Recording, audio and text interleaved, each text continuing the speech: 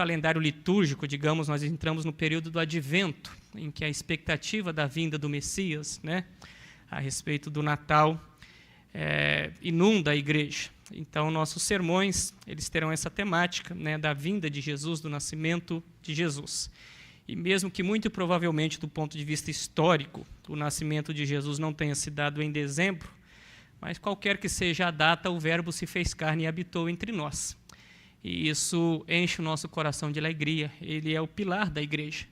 Então, a precisão da data não é importante para nós, mas a certeza do fato de que ele nasceu, mudou a nossa vida, e isso faz com que nós celebremos. Evangelho descrito por Lucas, capítulo 2, a partir do versículo 21. Peço que acompanhem a leitura. Completados 8 dias para ser circuncidado o menino, deram-lhe o nome de Jesus, como lhe chamara o anjo, antes de ser concebido. Passados os dias da purificação deles, segundo a lei de Moisés, levaram-no a Jerusalém para o apresentarem ao Senhor, conforme o que está escrito na lei do Senhor. Todo primogênito ao Senhor será consagrado, e para oferecer um sacrifício, segundo o que está escrito na referida lei, um par de rolas ou 2 pombinhos. Havia em Jerusalém um homem chamado Simeão, homem este justo e piedoso, que esperava a consolação de Israel, e o Espírito Santo estava sobre ele. Revelara-lhe o Espírito Santo que não passaria pela morte antes de ver o Cristo do Senhor. Movido pelo Espírito, foi ao templo, e quando os pais trouxeram o menino Jesus para fazerem com ele o que a lei ordenava, Simeão tomou nos braços e louvou a Deus, dizendo: Agora, Senhor, podes despedir em paz o teu servo segundo a tua palavra, porque os meus olhos já viram a tua salvação, a qual preparaste diante de todos os povos, luz para a revelação aos gentios e para a glória do teu povo de Israel. E estavam o pai e a mãe do menino admirados do que dele se dizia. Simeão os abençoou e disse a Maria, mãe do menino: Eis que este menino está destinado tanto para a ruína, como para levantamento de muitos em Israel, e para ser alvo de contradição. Também uma espada traspassará a tua própria alma, para que se manifestem os pensamentos de muitos corações. Havia uma profetisa chamada Ana, filha de Fanuel, da tribo de Aser, avançada em dias, que vivera com seu marido 7 anos desde que se casara, e que era viúva de 84 anos. Esta não deixava o templo, mas adorava dia e noite em jejuns e orações. E chegando naquela hora, dava graças a Deus e falava a respeito do menino a todos os que esperavam a redenção de Jerusalém. Oremos. Senhor, desvenda os nossos olhos para que contemplemos as maravilhas da tua lei. Fala aos nossos corações, ó Pai. Nós temos sede de ti. E não permita que distrações ou outras preocupações sejam maiores do que o Senhor tem a falar conosco por meio das Sagradas Escrituras. Faz de mim um instrumento de esclarecimento das verdades aqui contidas. É a minha oração em o nome de Jesus. Amém. Crianças são seres impactantes. Em fevereiro, completará 6 anos em que às 7h19 da manhã, um serzinho com 2 kg, 750 gramas e 47 centímetros, olhou para mim assim, com a cara de quem é você, né?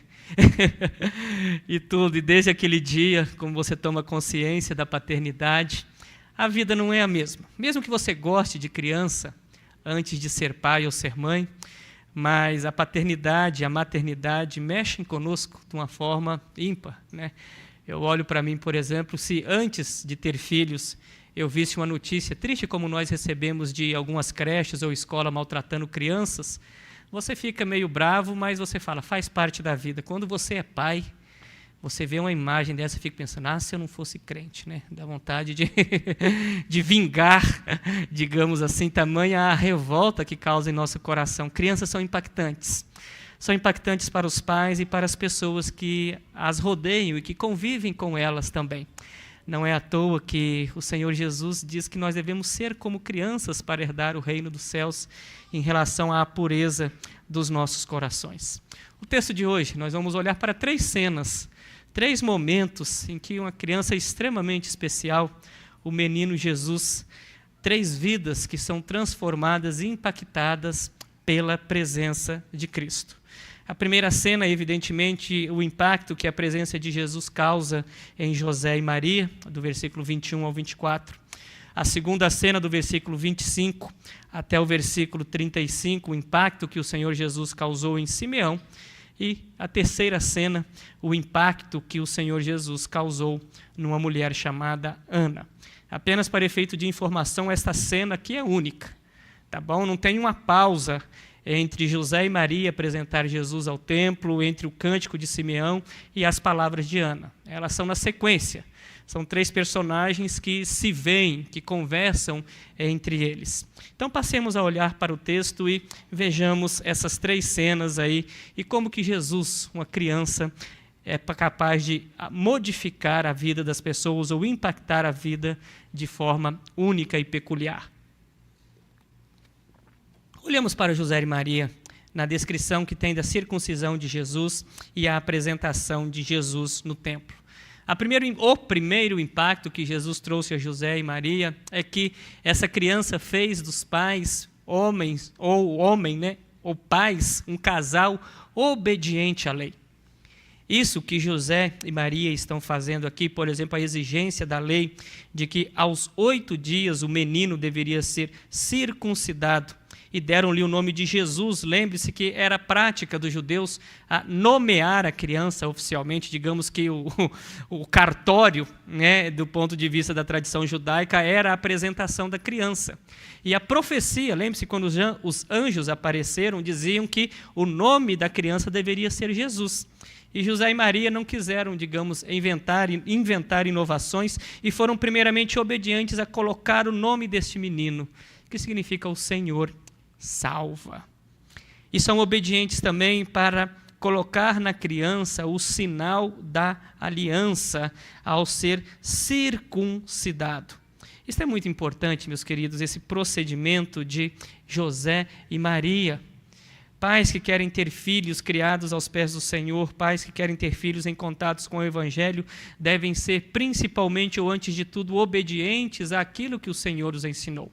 É claro que o Senhor Jesus, sendo o próprio Evangelho, ele não necessitaria de uma conversão, porque ele é a conversão, ele é a salvação na vida das pessoas. Mas os pais do Senhor Jesus, sendo pecadores, falhos, gente como nós, né, ambos nascidos em pecados, concebidos em pecados, demonstram que a obediência faz parte da vida dos pais que querem ter filhos salvos em contato com o Evangelho. Outra coisa interessante também é que o Senhor Jesus passa pelo momento da circuncisão.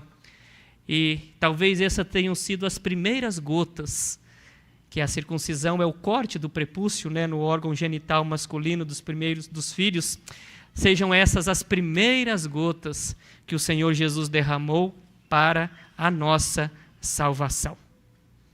Esse menino haveria de modificar a vida de muitas pessoas. Podemos olhar para essa cena, quando esse menino foi circuncidado, ele estava antecipando a cruz. Maria não era obediente apenas em relação ao seu filho, mas era obediente em relação a ela também.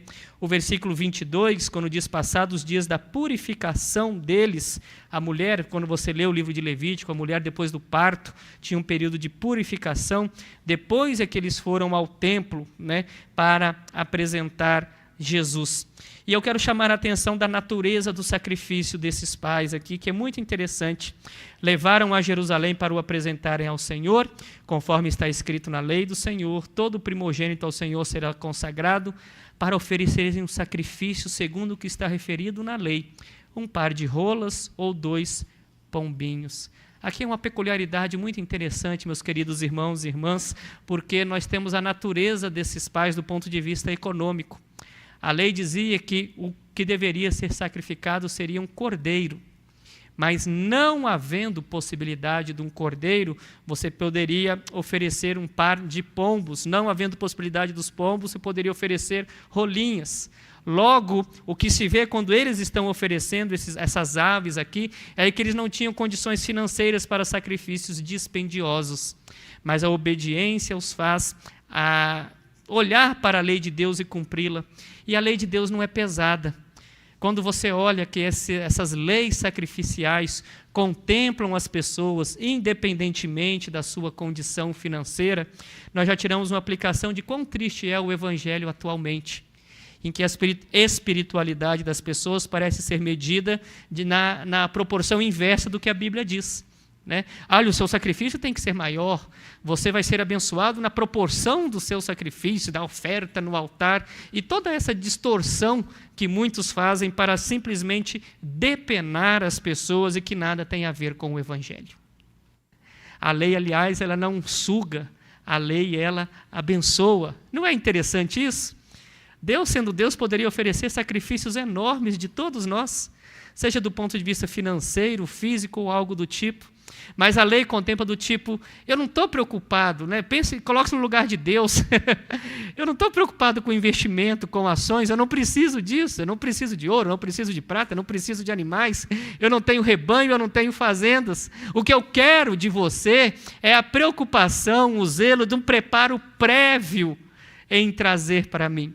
Porque tanto o cordeiro quanto essas aves deveriam ser separadas antecipadamente. É por isso que Jesus fica revoltado com os mercadores no templo. Aquilo que o espírito da lei era, dias antes, você vai se preparar para trazer a sua oferta para mim. Semanas os crentes faziam isso. E o que tinha acontecido? Os mercadores terceirizavam o serviço. Ao invés de você trazer o cordeiro, você comprava o cordeiro na ponta, né, da porta do templo e oferecia, comprava pomba, comprava. Tá? Para que o sacrifício de se preparar se eu posso fazer por você? E a lei é distorcida por isso.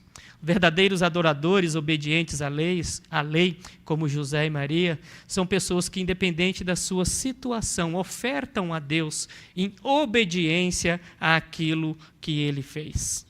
Outra coisa interessante era a associação entre o nascimento de Jesus ou a apresentação de Jesus e essa necessidade de purificação. Jesus não precisava ser purificado, mas os pais dele precisavam, e mesmo assim eles passaram por isso. Outra característica que nós notamos em José e Maria é essa consagração ao Senhor. É muito bonito o versículo 23, todo primogênito ao Senhor será consagrado. Meus queridos irmãos e minhas queridas irmãs, nos meus 10 anos de pastorado, a gente tem aconselhado muitos pais que são tristes ou passam pela tristeza de ver filhos distantes do Evangelho. E, às vezes, muitos pais piedosos, os filhos, de fato, se desviam a despeito da fé dos pais. Mas eu vejo muitos pais que consagraram seus filhos a tantas coisas, gastaram tanto tempo, tanto dinheiro, para que os filhos fizessem faculdades excelentes, aprendessem outro idioma, viajassem para lugares longínquos e se esqueceram de consagrar seus filhos ao Senhor. De que adianta seu filho fazer pós-doc nas melhores universidades do mundo e a alma perecer no inferno? De que adianta seu filho ser extremamente bem-sucedido no mercado de ações, se um dia o Senhor Jesus voltará e pode dizer, louco, amanhã buscarão a tua alma? E de que adianta tudo isso se você não se entregar a mim? José e Maria consagram ao Senhor sob uma perspectiva de que os filhos pertencem ao Senhor. E isso conforta muito os nossos corações. Mesmo nós que já perdemos entes queridos, eu já perdi entes queridos e próximos, muitos pais aqui talvez tenham perdido os filhos ao longo da caminhada.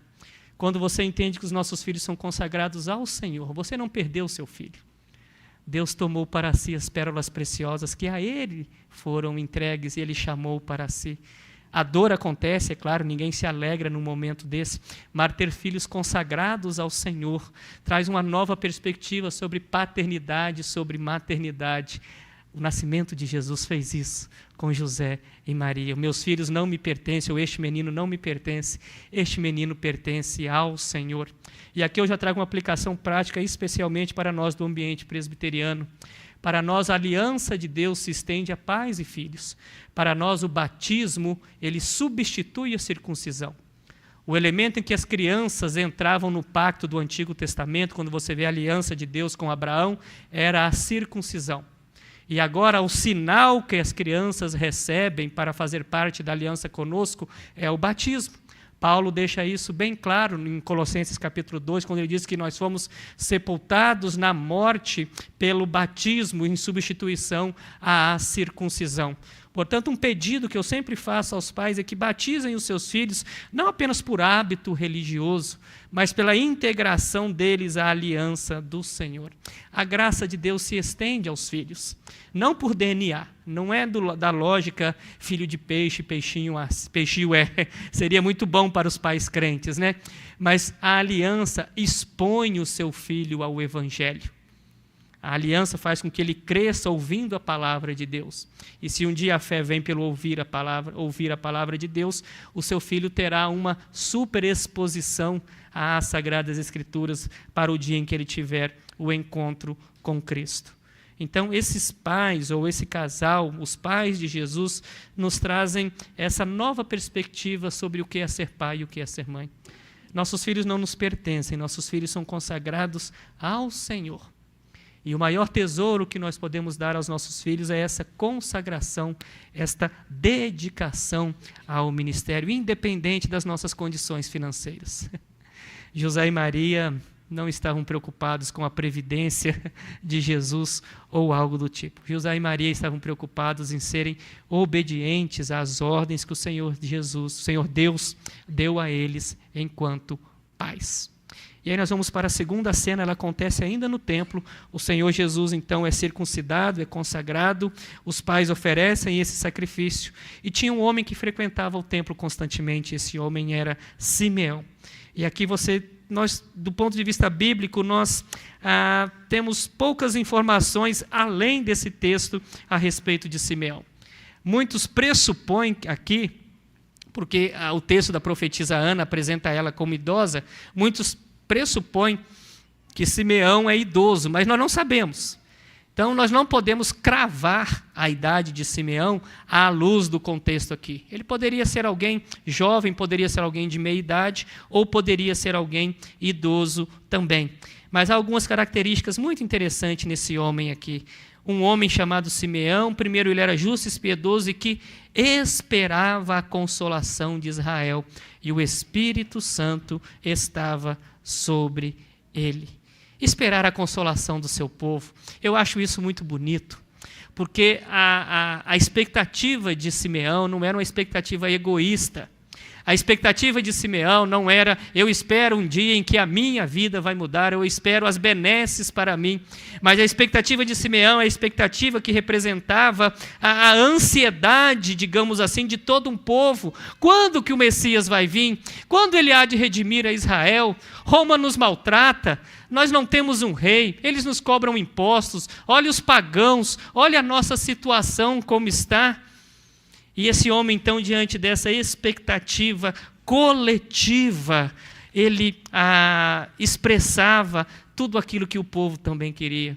Eu sei que aqui eu posso estar elucubrando, né? Posso estar assim, divagando, mas sendo Simeão um homem justo e piedoso, ele com certeza tinha conhecimento do Antigo Testamento. Talvez esse homem lesse Isaías 53 ou Isaías 9, o menino nasceu, como filho se nos deu, né? Todo o seu nome será, maravilhoso conselheiro, pai da eternidade. Esse homem talvez lembrava do texto de Êxodo, em que Deus falou com Moisés, eu vou suscitar um profeta superior a você e ele guiará meu povo. Esse homem talvez tinha um coração palpitando constantemente, e essa expectativa dele traz uma lição muito interessante para nós. Viver, andar por fé, ou ser crente, ou essa é a caminhada, ou isso é ser crente, é esperar em fé que Deus cumpra as suas promessas, independentemente do tempo pelo qual nós percorramos a nossa caminhada cristã. Nós não sabemos quantos anos esse homem teve essa expectativa, mas ele teve fé de que Deus jamais deixaria de cumprir aquilo que ele havia prometido. Simeão entendeu que a salvação vivia, ou estava na pessoa de Cristo, e, portanto, Deus faria todo o restante para salvá-lo. eu quero te chamar a atenção aqui no versículo 26, revelar-lhe o Espírito Santo que não passaria pela morte antes de ver o Cristo do Senhor. Cristo não é um nome, Cristo é um adjetivo, é ungido. Então você pode substituir, que ele não passaria pela morte antes de ver o ungido do Senhor. Quando nós falamos Jesus Cristo, o correto, digamos assim, se nós fôssemos para a regra, né, a última instância, nós deveríamos dizer Jesus o Cristo, porque essa é uma característica de Jesus. E esse homem olha para essa criança e diz: a salvação está nesse indivíduo. Não passaria pela morte antes de ver o Cristo, o Senhor. Outra característica que esse homem é que ele era cheio do Espírito Santo. O Espírito Santo estava sobre ele. Novamente, uma lição muito importante para nós a respeito da atuação dos crentes ou do Espírito Santo na vida dos crentes. Muitos pegam o texto de Pentecostes, Atos capítulo 2, e acham que a atuação do Espírito Santo só começa a partir dali. Mas aqui nós temos crentes que, embora do ponto de vista das páginas da Bíblia esteja no Novo Testamento, mas aqui são crentes do Antigo Testamento. Simeão, Ana, José e Maria, até a crucificação e ressurreição de Cristo, são crentes do Antigo Testamento, digamos, do ponto de vista teológico. E o Espírito Santo está sobre os crentes do Antigo Testamento também. De forma de que essa história de que no Antigo Testamento o Espírito atua externamente, depois do Pentecostes o Espírito atua internamente nos crentes, não faz sentido. O que acontece com o Pentecostes é uma mudança de intensidade, mas não de presença ou não. Esta é a grande questão. Então, portanto, nós vemos aqui crentes do Antigo Testamento, cheios do Espírito Santo e andando em fé e, consequentemente, sendo salvos da mesma maneira que nós somos salvos também. E aí ele olha, então, quando ele, observando, viu os pais cumprindo a lei do Senhor, versículos 28 e 29. Simeão tomou nos braços e louvou a Deus, dizendo: agora, Senhor, pode despedir em paz o teu servo, segundo a tua palavra, pois os meus olhos já viram a tua salvação, a qual preparaste diante de todos os povos, luz para a revelação aos gentios e para a glória do teu povo de Israel. Isso aqui é o ápice. Toda vez que eu releio esse texto, eu fico pensando: meu Deus, eu quero chegar ao dia, eu quero ter essa convicção de poder dizer: eu posso morrer agora. Eu estava fazendo as contas esses dias, na melhor das hipóteses, a minha aposentadoria está prevista para os 70 anos, se tudo correr bem, porque eu comecei um pouquinho tarde, a lei mudou e também me pegou. Você imagina você viver nessa ansiedade de como que vai ser a minha vida depois da aposentadoria? Eu nem posso ter esses planos, não é verdade? Mas olha que interessante, a qualidade de vida de Simeão estava ligada a ter Jesus Cristo presente na vida dele. E se você quer ter o melhor plano previdenciário e existencial para a sua caminhada cristã, se você quer ter a maior razão da sua existência, ela não está ligada ao acúmulo de bens, ou aos seus títulos, ou a qualquer outra coisa. Poder dizer: agora eu posso morrer em paz, não porque eu completei um plano de vingança, não porque eu deixei meus filhos ou a minha esposa bem-sucedidos, não, eu posso morrer em paz porque eu tive um encontro com o Cristo. Ah, que coisa bonita a gente poder dizer. O crente vive por isso e as pessoas não entendem. As pessoas acham que nós somos loucos. Veja bem, para Simeão, Jesus Cristo não era parte da salvação. Para Simeão, Jesus Cristo era a salvação. Os meus olhos, ele não fala assim: meus olhos viram uma criança que vai me apontar para a salvação. Não. Ver Jesus, encontrar-se com Cristo é a salvação. E esse talvez é o grande distintivo, a grande marca distintiva que nós cristãos temos. A salvação para nós não é um sistema filosófico. A salvação para nós não é uma mera questão de conhecimento. A salvação para nós é uma pessoa. Eu sou repetitivo quanto a isso. Qualquer outra filosofia, espiritualidade, seja lá o que for, eles vão querer te apontar o caminho. Qualquer profeta, filósofo, o caminho da felicidade é. Jesus Cristo não te aponta o caminho, ele diz que eu sou o caminho. É diferente. Ser salvo para nós está ligado a esse relacionamento com uma pessoa. E sendo isso acessível às pessoas de todas as idades, de todas as classes sociais, de todas as origens possíveis. Porque não está ligado à sua capacidade de decorar alguma coisa, não está ligado à sua capacidade de juntar dinheiro, não está ligado aos seus títulos acadêmicos, não está ligado à sua cronologia de estudos, ensino fundamental, superior, ou seja lá o que for. Está ligado a se relacionar com esta pessoa. Isso é ser salvo. Não é simplesmente conhecer teologia, mas relacionar-se com aquele que é a teologia.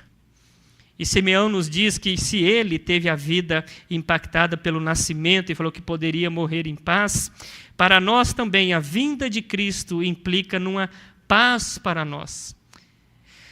Porque agora nós olhamos para trás, Cristo nasceu, morreu, ressuscitou, está à destra de Deus Pai Todo-Poderoso. É isso que ele está nesse momento. Mas nós sabemos que haverá uma segunda vinda. E essa expectativa da segunda vinda conforta os nossos corações e nos faz andar por fé. E Simeão nos ensina isso. Meu querido irmão e minha querida irmã, você quer ter qualidade de vida? Você quer estar preparado para morrer? Talvez você seja hipocondríaco, talvez você seja paranoico com asepsia, talvez você já esteja preocupado com a provisão financeira para daqui a vários anos. E veja bem, eu não estou falando que seja errado você ter preocupações de saúde, ter preocupações financeiras quanto ao futuro. Mas isso nunca vai trazer paz ao seu coração. Estar preparado para morrer de um modo não melancólico, triste, depressivo, mas estar preparado para morrer com brilho nos olhos, não importa saber quantos anos de vida nós teremos, 10, 20, 30, 40, 50, 70, 100, seja lá o que for, é ter esse encontro com Jesus Cristo. E eu faço essa pergunta.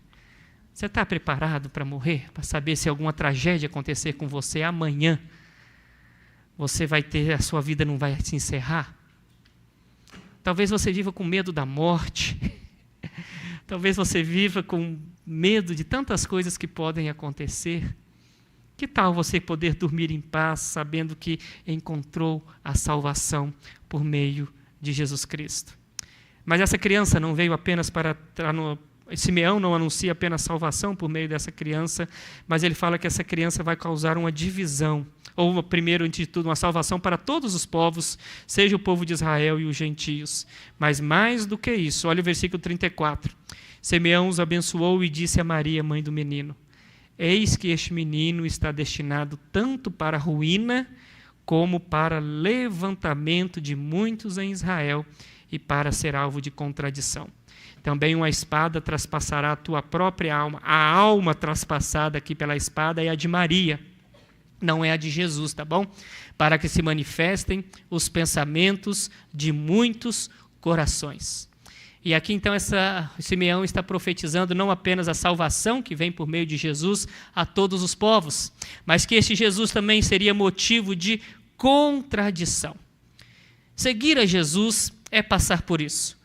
Olhar para Jesus e ver o ministério dele, a clareza de que ele vai levar muitos à salvação, mas exporá a perdição de muitas pessoas.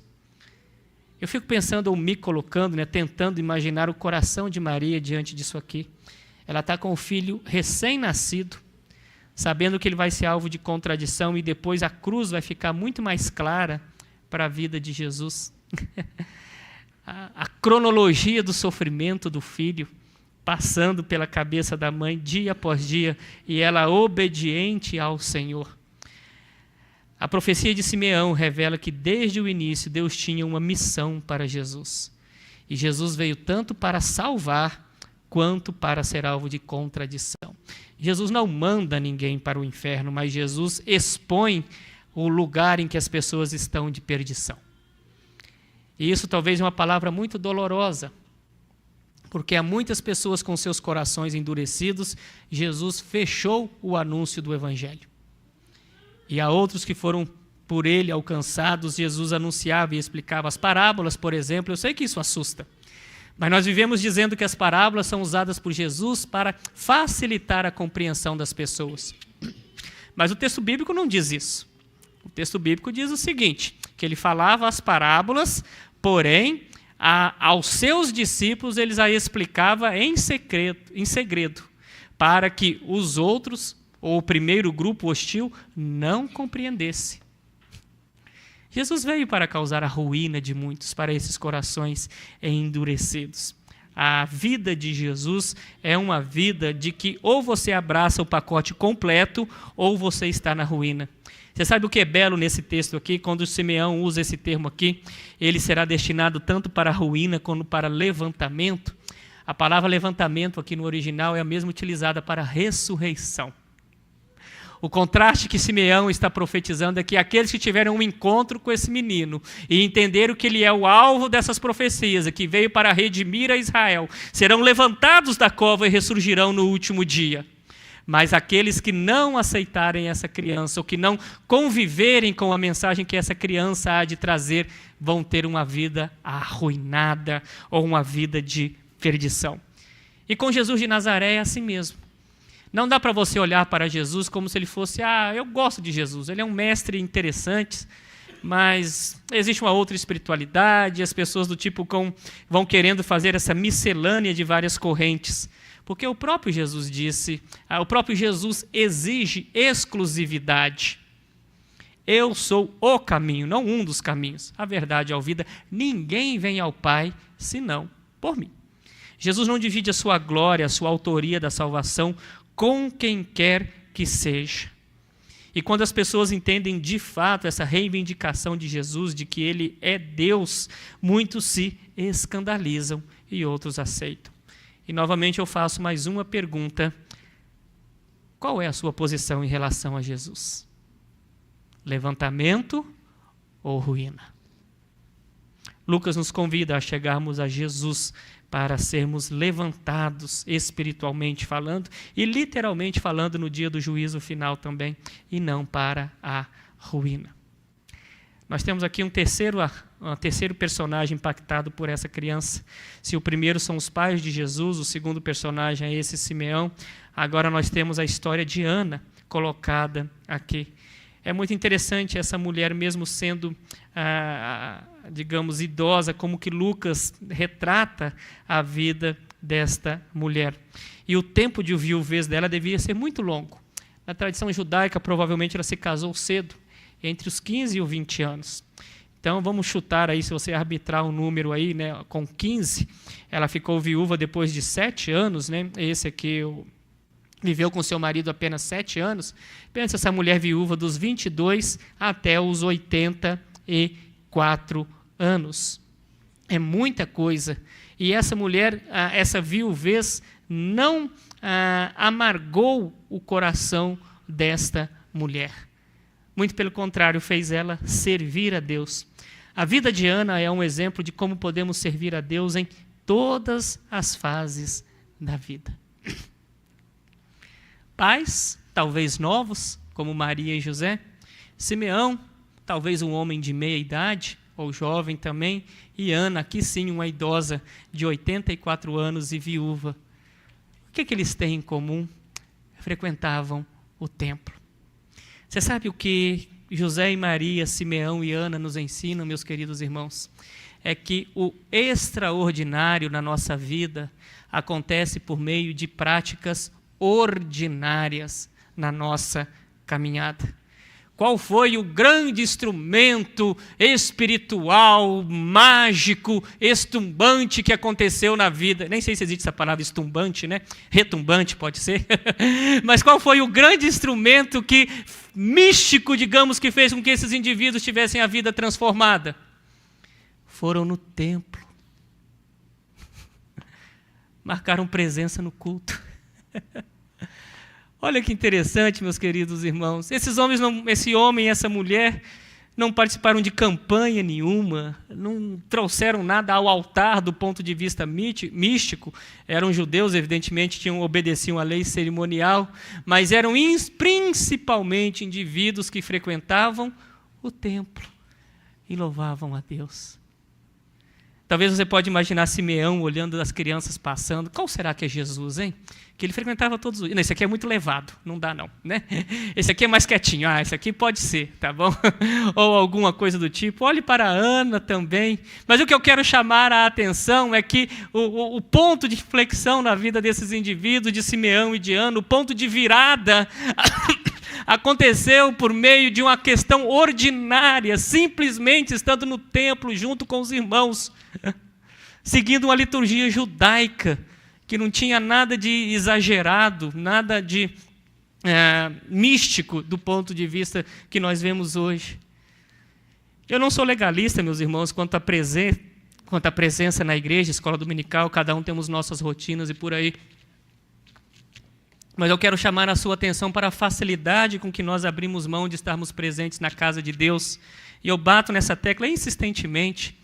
Gente que deixa de estar com o povo de Deus por causa do churrasco do primo de 3º grau, porque caiu o dente do filho. Tantos motivos banais que nós abrimos mão de estar aqui reunidos em comunidade. E a cada falta talvez nós estejamos perdendo oportunidades ímpares de um encontro com Cristo, de uma renovação da fé, de um derramar do Espírito sobre os nossos corações, uma fortificação e uma santificação. Simeão e Ana nos ensinam que ações ordinárias, simples, são capazes de trazer resultados extraordinários na vida dos crentes. Ferramentas ao acesso de todas as pessoas.